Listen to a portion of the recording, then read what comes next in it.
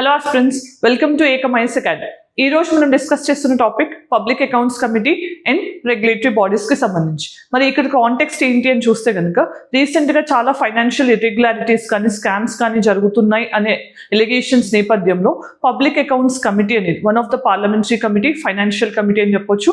ఈ particular committee అనేది ఇకపై నుంచి కొన్ని రెగ్యులేటరీ బాడీస్ యొక్క ఆడిట్ కూడా చేస్తామని చెప్పడం జరిగింది. సో ఈ కాంటెక్స్లో public accounts committee and regulatory bodies గురించి తెలుసుకుందాం. ఇది polity and constitution point of వ్యూలో very important topic. Then first video components చూద్దాం. సో పార్లమెంటరీ కమిటీస్ అంటే ఏంటి, పిఏసి ఏంటి, ఫంక్షన్స్ ఏంటి, అసలు రెగ్యులేటరీ బాడీస్ ఏంటి, వాటి ఫంక్షన్స్ ఏంటి, ముఖ్యమైన రెగ్యులేటరీ బాడీస్. ఎందుకంటే ఇలాంటి వాటిని జిఎస్ పేపర్ 2 మెయిన్స్లో అడిగే ఛాన్స్ ఉంటుంది. అలానే గవర్నెన్స్ సెక్షన్లో ఏపీపీఎస్సీ అయినా టీజీపీఎస్సీ అయినా కూడా ఈ గవర్నెన్స్లో రెగ్యులేటరీ బాడీస్ ఏంటి, స్టాట్యూటరీ బాడీస్ ఏంటి అలాంటివి అడిగే ఛాన్స్ కూడా ఎక్కువ ఉంటుంది. దెన్ ఇక్కడ సిలబస్ పాయింట్ ఆఫ్ వ్యూలో చూస్తే పాలిటీ అండ్ కాన్స్టిట్యూషన్లో important. Then TGPSC group 1 prepare అవ్వాలి అనుకుంటున్న ఆస్పిరెంట్స్కి ఒక మంచి అవకాశం. 23rd సెప్టెంబర్ నుంచి prelims come mains foundation batch అనేది స్టార్ట్ అవబోతుంది. ఎంటైర్ డ్యూరేషన్ అనేది 7 months ఇంక్లూడింగ్ 2 years వ్యాలిడిటీ. ఈ పర్టికులర్ కోర్స్ అనేది ఆన్లైన్ అండ్ ఆఫ్లైన్ మోడ్స్తో ఉంటుంది, బైలింగ్వల్లో ఉంటుంది. అట్ ద సేమ్ టైం మీకు value added material, current affairs and all the study material అనేది ఇవ్వడం జరుగుతుంది. 1-to-1 మెంటర్షిప్ అనేది ఉంటుంది. డైలీ న్యూస్ పేపర్ హ్యాండ్అవుట్స్తో పాటు అదర్ ఇన్ఫర్మేషన్ అనేది మీకు PYQs కంపైలేషన్ అనేది వాల్యూ యాడెడ్ మెటీరియల్ గా కూడా ఇవ్వడం జరుగుతుంది. సో ఏ సబ్జెక్ట్ ఎవరు డీల్ చేస్తారు అనేది మీకు ఇక్కడ క్లియర్ గా ఉంది, right. So any further details కోసం మీరు ఈ నెంబర్కి కాల్ చేసి కాంటాక్ట్ అవ్వచ్చు, రైట్. దెన్ ఇక్కడ డిస్కషన్ ఏంటి, పబ్లిక్ అకౌంట్స్ కమిటీ గురించి. మరి పిఏసి అనేది ఇప్పుడు రెగ్యులేటరీ బాడీస్ని కూడా ఆడిట్ చేస్తుంది అనేది మనకి వచ్చిన న్యూస్. సో దాంట్లో మనం రెగ్యులేటరీ బాడీస్ గురించి తెలుసుకునే ముందు అసలు పార్లమెంటరీ కమిటీస్ ఏంటి, దాని యొక్క ఆవశ్యకత ఏంటి, ఎటువంటి టైప్ ఆఫ్ రెగ్యులేటరీ అంటే పార్లమెంటరీ కమిటీస్ ఉన్నాయని తెలుసుకుందాం. Before we understand that particular thing, మనకి పార్లమెంటరీ కమిటీస్ అనేవి ఎందుకు ఇంపార్టెంట్, ఎందుకు అంటే పార్లమెంట్ అంటే ఏంటి, లెజిస్లేచర్ ఎప్పుడు కూడా ఎగ్జిక్యూటివ్ని అకౌంటబుల్గా ఉంచాలి. అకౌంటబుల్గా ఉంచకపోతే ఏమవుతుంది, ఎగ్జిక్యూటివ్ అనేది ఆర్బిట్రరీగా అయిపోయే ఛాన్స్ ఉంటుంది. సో ఆ అకౌంటబిలిటీ అనేది ఫైనాన్షియల్ డొమైన్లో కూడా అవసరం. ఆ ఫైనాన్షియల్ అకౌంటబిలిటీని ఎన్షూర్ చేయడానికి మనకి ఫైనాన్షియల్ కమిటీస్ అనేవి ఉన్నాయి పార్లమెంట్లో. సో జనరల్గా పార్లమెంటరీ కమిటీస్ 2 types ఉంటాయి. పర్మనెంట్ అంటాం ఆర్ అడ్హాక్ కమిటీస్ అంటే టెంపరరీ కమిటీస్. సో పర్మనెంట్ కమిటీస్లోకి ఇవి financial committees and standing committees వస్తాయి. దాంతోపాటు అడ్హాక్ కమిటీస్ అనేవి టెంపరరీ అనమాట. సెలెక్ట్ కమిటీ అని అంటాం, జాయింట్ కమిటీ అని అంటాం, రైట్. అవి అడ్మినిస్ట్రేటివ్ కమిటీస్ అనేవి ఉన్నాయి. మరి ఫైనాన్షియల్ కమిటీస్ అంటే ఏంటి, మనకి PAC public accounts committee, estimates committee, committee on public undertakings, ఈ 3 కూడా ఫైనాన్షియల్ అకౌంటబిలిటీని ఎన్షూర్ చేస్తాయి. దాని తర్వాత మనకు ఉన్నది స్టాండింగ్ కమిటీస్. డిఫరెంట్ మినిస్ట్రీస్కి, డిపార్ట్మెంట్స్కి మనకి స్టాండింగ్ కమిటీస్ ఉంటాయి. డిపార్ట్మెంటల్ స్టాండింగ్ కమిటీస్ ఎన్ని ఉన్నాయి, టోటల్ 24 కమిటీస్ ఉన్నాయి. ఇంతకుముందు 17 ఉండేవి. 2003 అమెండ్మెంట్ ద్వారా మనం 2004 ఆల్మోస్ట్ ఇంకొక 7 యాడ్ చేసాం. అప్పటి నుంచి 24 కమిటీస్ ఉన్నాయి. దాని తర్వాత స్టాండింగ్ కమిటీస్ తర్వాత మనకి అడ్హాక్ కమిటీస్ అంటే టెంపరరీ, ఎప్పుడు అవసరం ఉందో అప్పుడు క్రియేట్ చేస్తాం. అంటే ఏదైనా పర్టికులర్ ఎలిగేషన్ వచ్చినప్పుడు దాని గురించి ఆ పర్టికులర్ అంటే ఆ కమిటీ అనేది కొంచెం దాన్ని లుక్ ఆన్ చేయడానికి కోసమైనా, లేకపోతే 2 houses నుంచి మెంబర్షిప్ ఉంటే జాయింట్ కమిటీ అని, ఇలాంటి కమిటీస్ టెంపరరీ బేసిస్ మీద ఉంటాయి. అంటే ఎందుకు క్రియేట్ చేస్తారు, ఆ పర్పస్ ఫుల్ఫిల్ అయిపోయిన తర్వాత కమిటీస్ అనేవి ఉండవు. Then administrative committees, business advisory committee కానీ, రూల్స్ కమిటీ కానీ. సో వీటిలో మనకి జనరల్గా హౌస్ని కండక్ట్ చేయడానికి కావాల్సిన అడ్మినిస్ట్రేటివ్ మెకానిజం ఎన్షూర్ చేయడానికి ఈ కమిటీస్ అనేవి ఉన్నాయి. మరి ఇక్కడ మనం చూస్తే కనుక బిజినెస్ అడ్వైజరీ కమిటీకి ఎవరు చైర్మన్గా ఉంటారు, స్పీకర్ డిఫాల్ట్గా ఉంటారు. రూల్స్ కమిటీకి కూడా ఆయనే ఉంటారు. ఇంకా ఇది కాకుండా జనరల్ పర్పస్ కమిటీ అనేది కూడా ఉంది.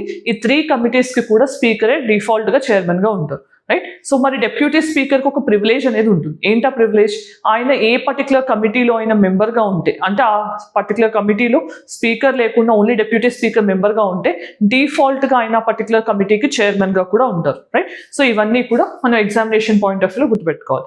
ఇప్పుడు మరి PSU గురించి తెలుసుకుందాం. మరి ఈ ప్రొవిజన్స్ ఏంటి కాన్స్టిట్యూషనల్గా అంటే, మనకి డైరెక్ట్ ఆర్టికల్ లేకపోయినప్పటికీ కూడా కొన్ని ప్రొవిజన్స్ అనేవి కాన్స్టిట్యూషన్లో వీటి ఎస్టాబ్లిష్మెంట్కి హెల్ప్ చేస్తున్నాయి. లైక్ ఆర్టికల్ 105 అనేది దేని గురించి, ప్రివిలేజెస్ అనే కాన్సెప్ట్ గురించి కదా. మరి పార్లమెంటరీ ప్రివిలేజెస్ని మనం ఎన్షూర్ చేయాలన్నా ఈ పబ్లిక్ అకౌంట్స్ కమిటీ అనేది యూజ్ అవుతుంది. ఎలా అనేది నేను చెప్తాను. దాంతోపాటు ఆర్టికల్ 118 దీని ప్రకారం ఏంటి, పార్లమెంట్ అనేది హౌస్కి సంబంధించిన బిజినెస్ ట్రాన్సాక్షన్స్కి సంబంధించిన రూల్స్ చేసే అధికారం ఉంది అని ఆర్టికల్ 118 చెప్తుంది అనమాట. సో అది ప్రొవిజన్స్. మరి ఇది ఎప్పుడు ఎస్టాబ్లిష్ చేసాం? పిఎస్సి అనేది మనం 1921లో ఫస్ట్ టైం క్రియేట్ చేసుకున్నాం. మరి ఏ రికమెండేషన్స్ ప్రకారం? మాంటెక్ చెమ్స్ఫోర్డ్ రిఫార్మ్స్ 1919 ప్రకారం దీన్ని ఫస్ట్ టైం 1921లో పిఎస్సిని క్రియేట్ చేసుకోవడం జరిగింది. మరి ఈ పర్టికులర్ కమిటీ 2021కి 100 yearsని కూడా సెలబ్రేట్ చేసుకుంది. సో చాలా చాలా ఇంపార్టెంట్ కమిటీ, రైట్? అండ్ దీనికి సంబంధించిన ఇంకొక రూల్ 308 ఏంటి? దీనికి సంబంధించిన ప్రొసీజర్ కానీ రూల్స్ అన్నీ కూడా రూల్ 308 ఏదైతే లోక్సభకి సంబంధించిన హౌస్ రూల్స్ ఏవైతే ఉంటాయో దాన్ని బట్టి గవర్న్ అవుతాయి అన్నమాట. Then appointment. మరి దీనికి మెంబర్స్ ఎవరు అపాయింట్ చేస్తారు అని అంటే చైర్మన్ని మెంబర్స్ని ఎలక్షన్ అనేది ఉంటుంది. చైర్మన్ అనే వాళ్ళు ఎవరు అపాయింట్ చేస్తారు? స్పీకర్ అపాయింట్ చేస్తారు. మరి చైర్మన్ అనేవాళ్ళు లైక్ ఏ పార్టీ నుంచి రావాలనేది కాన్స్టిట్యూషన్ చెప్పనప్పటికీ కూడా మనం ఒక కన్వెన్షన్ ప్రకారం అంటే as a matter of practice మనం దీన్ని అపోజిషన్ లీడర్కి ఇవ్వడం జరుగుతుంది. అపోజిషన్ లీడర్కి దీన్ని ఇస్తున్నాం అనమాట. ఎందుకు అంటే అపోజిషన్ లీడర్స్ అయితేనే గవర్నమెంట్ని ప్రాపర్గా అకౌంటబుల్గా మార్చగలరు. గవర్నమెంట్ నుంచి మినిస్టర్స్ ఉండటానికి ఈ పర్టికులర్ కమిటీలో ఎటువంటి ప్రొవిజన్ లేదు. మినిస్టర్స్ మెంబర్స్గా ఉంటే ఇంకా వాళ్ళు గవర్నమెంట్ గురించి ప్రాపర్ ఆడిట్ ఎలా చేస్తారు, ఫైనాన్షియల్గా ఎలా అకౌంటబుల్గా ఉంచుతారు, అందుకని చెప్పి దీంట్లో ఖచ్చితంగా మినిస్టర్స్కి మెంబర్షిప్ ఉండదు. Then nature of decision. మరి ఇక్కడ పిఎస్సి ఏం చేస్తుంది? వాళ్ళు ఫైనాన్షియల్ అకౌంటబిలిటీ ఎన్షూర్ చేయాలి కాబట్టి వాళ్ళు ఏం ఆడిట్ చేసినా కానీ వాళ్ళు ఫైండ్ అవుట్ చేసిన రికమెండేషన్స్ అనేవి గవర్నమెంట్ మీద బైండింగ్గా అంటే కాదు, ఓన్లీ అడ్వైజరీ. ఎందుకు అంటే ఇది ఒక నాన్ ఎగ్జిక్యూటివ్ బాడీ, అందుకని దీని రికమెండేషన్స్ ఏవైనా కూడా అవి అడ్వైజరీ ఇన్ నేచర్ మాత్రమే, రైట్? సో ఇవన్నీ కూడా మనం తెలుసుకోవాలి. దాంతోపాటు అసలు మరి పిఎస్సిలో ఎంతమంది మెంబర్స్ ఉంటారు? జనరల్గా 22 మెంబర్స్ ఉంటారు. సో 22లో 15 ఏమో లోక్సభ నుంచి ఉంటారు అండ్ 7 మెంబర్స్ రాజ్యసభ నుంచి ఉంటారు. సో 22. సేమ్ మనకి పిఎస్యు పబ్లిక్ సెక్టర్ అండర్టేకింగ్స్కి సంబంధించిన కమిటీలో కూడా సేమ్ 22 మెంబర్స్ ఉంటారు. ఎస్టిమేట్స్ కమిటీ ఒక్క దాంట్లోనే 30 మెంబర్స్ ఉంటారు. ఈ 30 కూడా ఓన్లీ లోక్సభ నుంచి ఉంటారు, రైట్? సో ఇవి మనం తెలుసుకోవాల్సిన డిఫరెన్సెస్. దెన్ మరి ఈ పర్పస్ ఏంటి అసలు ఈ కమిటీకి అని అంటే మనకి మెంబర్స్ ఎవరైతే ఉన్నారో వాళ్ళు 1 year టర్మ్ని కలిగి ఉంటారు. అలానే proportional representation with single transferable vote. ఈ మెథడ్ ద్వారా అన్ని పార్టీస్కి కూడా రిప్రజెంటేషన్ ఉండాలి అనే రీజన్తో ఈ సిస్టమ్ ద్వారా మెంబర్స్ని ఎన్నుకోవడం జరుగుతుంది, రైట్? సో ఇది గుర్తుపెట్టుకోవాలి. దెన్ పర్పస్ ఏంటి అసలు ఈ కమిటీ యొక్క మెయిన్ ఫంక్షన్, పర్పస్ ఏంటి అంటే ఫైనాన్షియల్ అకౌంటబిలిటీ అనేది ఉండేలా చేయటం. Financial accountability of executive to the parliament. మరి అది ఎలా చేస్తున్నారు అంటే లెజిస్లేచర్ అనుకోండి, దాన్ని ఎలా చేస్తున్నారంటే ఆడిట్. మరి దేన్ని ఆడిట్ చేస్తారు? జనరల్గా అప్రోప్రియేషన్ అకౌంట్స్. అప్రోప్రియేషన్ అకౌంట్స్ అంటే ఏంటి? గవర్నమెంట్ స్పెండ్ చేసిన అమౌంట్ ఏదైతే ఉందో అది వాళ్ళు డిమాండ్ చేసిన దానికి స్పెండ్ చేశారా లేదా, ఆ డిమాండ్ అనేది దాని స్కోప్లో ఉందా లేదా అనేది స్కోప్ ఆఫ్ ద డిమాండ్ని చెక్ చేస్తారనమాట. సో ఇక్కడ మనం ముఖ్యంగా గుర్తుపెట్టుకోవాల్సింది ఏంటి? ఇది ఎక్స్పెండిచర్ అయిన తర్వాత మాత్రమే ఆడిట్ చేస్తుంది కాబట్టి దీన్ని పోస్ట్ మార్టం వర్క్ అని కూడా అంటాం అనమాట. ఓకే, సో ఎందుకంటే ఎక్స్పెండిచర్ ఖర్చు అయిపోయిన తర్వాత గవర్నమెంట్ గురించి ఆడిట్ చేస్తుంది. సో అక్కడ ఏమైనా డిఫరెన్సెస్ ఉన్నా కూడా అది పార్లమెంట్ తెలియడం మాత్రమే జరుగుతుంది, కానీ గవర్నమెంట్ మీద యాక్షన్ తీసుకోవడం అనేది ఉండదు, రైట్? సో అలా అనమాట. దెన్ మనం ఇక్కడ ఫంక్షన్స్ విషయానికి వస్తే వీళ్ళు మెయిన్గా చేసేది ఏంటి? ఆడిట్. దేనికి సంబంధించి? గవర్నమెంట్కి సంబంధించిన ఎక్స్పెండిచర్ అనేది త్రూ అప్రోప్రియేషన్ అకౌంట్, దాంతోపాటు ఇది కాగ్కి సంబంధించిన రిపోర్ట్స్ని కూడా కన్సిడర్ చేస్తుంది. అందుకనే కాగ్ని ఏమంటాం? Friend guide philosopher of PSC అని అంటాం. Friend guide philosopher of public accounts committee అని కూడా అంటాం అనమాట. దెన్ ఇంకొక ముఖ్యమైన అంశం ఏంటి మనం గుర్తుపెట్టుకోవాల్సింది ఫంక్షన్స్లో?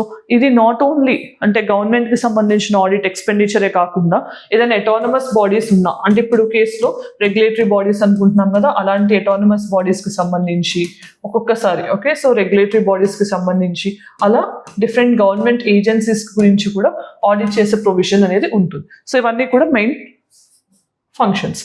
దెన్ ఇంపార్టెన్స్ ఏంటి అసలు మనకి? పార్లమెంటరీ కమిటీస్ ఎందుకు కావాలి? ఫైనాన్షియల్ కమిటీస్ అయినా కూడా అంటే కనుక మనకి ఫస్ట్ ఇవి ఒక ఫోరంని క్రియేట్ చేస్తాయి. ఫోరం అంటే దేనికి?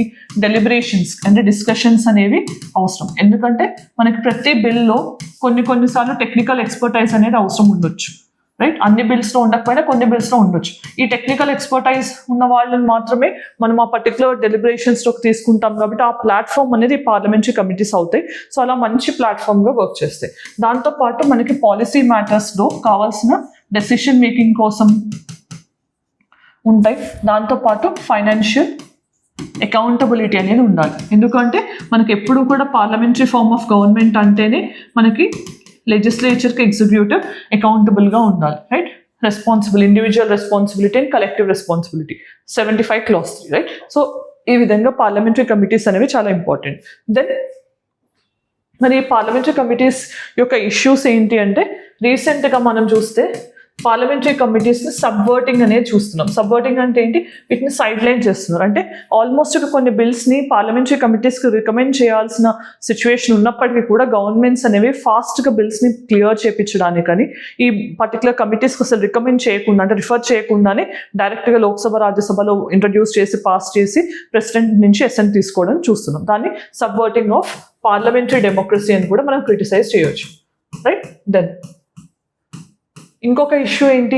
గవర్నమెంట్కి ఎప్పుడైతే ఎక్కువ అబ్సల్యూట్ మెజారిటీ అనేది ఎక్కువ ఉంటుందో, అంటే ఎక్కువ మెజారిటీ ఉన్నప్పుడు ఏమవుతుంది, పిఏసీ నుంచి మనం మెంబర్స్ని ఎవరైతే అపోజిషన్ నుంచి తీసుకుంటామో వాళ్ళ సంఖ్య తగ్గిపోతుంది. అప్పుడు ఏమవుతుంది, ఎఫెక్టివ్నెస్ అనేది కూడా తగ్గే ఛాన్స్ ఉంటుంది. సో గవర్నమెంట్ మెజారిటీ ఉన్నప్పుడు కూడా పిఏసీ ఫంక్షనింగ్ అనేది కొంచెం కష్టంగా ఉంటుంది. దెన్ రెగ్యులేటరీ బాడీస్ ఏంటి? మరి ఇప్పుడు ఎందుకు డిస్కస్ చేస్తున్నాం?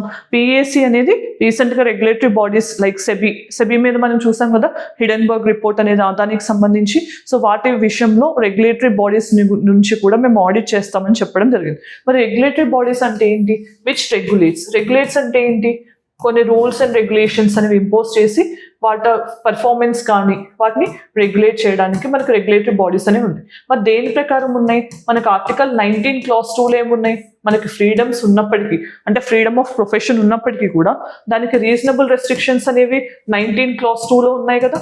మరి ఈ రీజనబుల్ రెస్ట్రిక్షన్స్ని మనం ఇంపోజ్ చేయడానికి కూడా గవర్నమెంట్కి అధికారం ఉంది, రెగ్యులేటరీ బాడీస్ని క్రియేట్ చేయొచ్చు. దాంతోపాటు ఆర్టికల్ 53 Clause 1లో ఏంటి?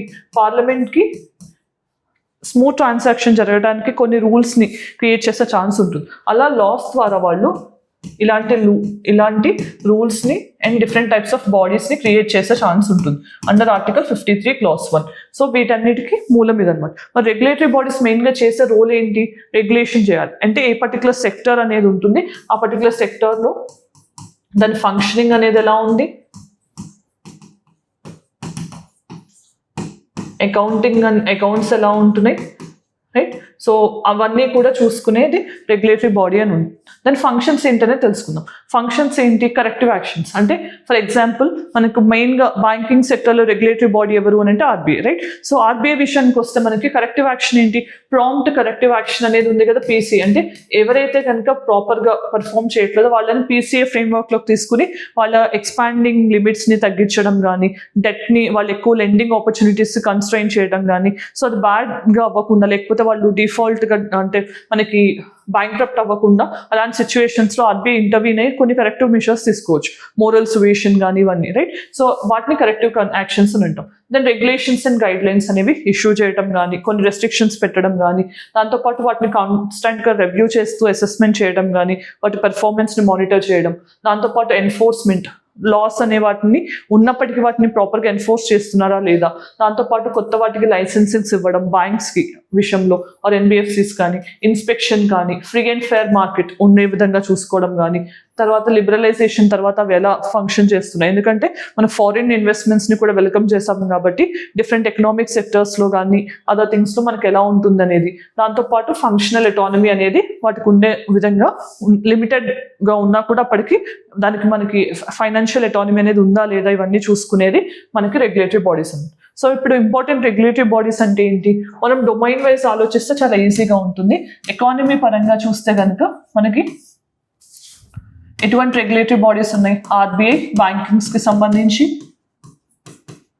దెన్ సెబీ అనేది సెక్యూరిటీ మార్కెట్స్కి సంబంధించి రెగ్యులేటరీ బాడీ, తర్వాత ఇన్సూరెన్స్కి సంబంధించి మనకి ఐఆర్డిఏఐ ఉంది, insurance regulatory development authority of India అని ఉంది, పెన్షన్ ఫండ్స్కి పిఎఫ్ఆర్డిఏ ఉంది, రైట్. సో ఇలా కొన్ని మనకు ఉన్నాయి. కాంపిటీషన్ కమిషన్ ఆఫ్ ఇండియా అనేది మార్కెట్కి సంబంధించి ఫ్రీ అండ్ ఫెయిర్ మార్కెట్ అనేది ఉందా లేదా, రైట్. సో ఇట్లా మనకి కొన్ని కమిటీస్ ఎకానమీలో ఉన్నాయి. తర్వాత ఎన్వైర్న్మెంట్కి వచ్చేసరికి రెగ్యులేటరీ బాడీస్ ఏంటి, మీరు ఎప్పుడైనా ఇట్లా డైవర్స్ కాల్ వచ్చేస్తే ఆన్సర్స్ ఈజీగా రాయగలరు. ఎన్జిటి నేషనల్ గ్రీన్ ట్రైబ్యునల్, తర్వాత సిపిసిబి, ఇవన్నీ కూడా రెగ్యులేటరీ బాడీస్. మరి ఇవి కాకుండా మనకి అదర్ థింగ్స్లో ఏమున్నాయి అంటే కనుక FSSAI ఉంది, food safety and security standards authority of India ఉంది.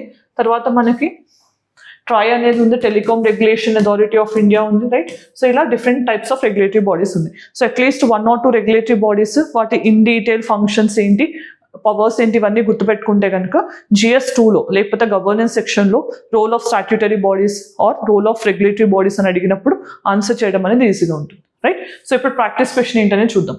Practice question, which of the following statements about the PAC is correct. So 4 ఆప్షన్స్లో ఏ ఆప్షన్ కరెక్ట్ అనేది ఆన్సర్ కామెంట్ సెక్షన్లో చెప్పండి. Then mains question, discuss the role of public accounts committee in establishing the accountability of the government to the people. So అసలు PAC అనేది గవర్నమెంట్ని ఎలా అకౌంటబుల్గా చేస్తుంది పీపుల్కి అనేది ఆన్సర్ చేయడానికి ట్రై చేయండి. దెన్ మనం ఈరోజు ఏం డిస్కస్ చేసాం, PAC అనేది ఎందుకు వార్తల్లో ఉంది, దాంతోపాటు రెగ్యులేటరీ బాడీస్కి సంబంధించి PAC మెయిన్ రోల్ ఏంటి అనేది చూసాం, దాంతోపాటు దాని ఫంక్షనింగ్, ఎస్టాబ్లిష్మెంట్, కంపోజిషన్ ఏంటనే చూసాం. అలానే different types of regulatory bodies ఏంటి, వాటి మెయిన్ ఫంక్షన్స్ ఏంటి అనేది ఈ వీడియోలో డిస్కస్ చేయడం జరిగింది. If you like the video and found informative, do let us know in the comment section. Thanks for joining us. Have a great day.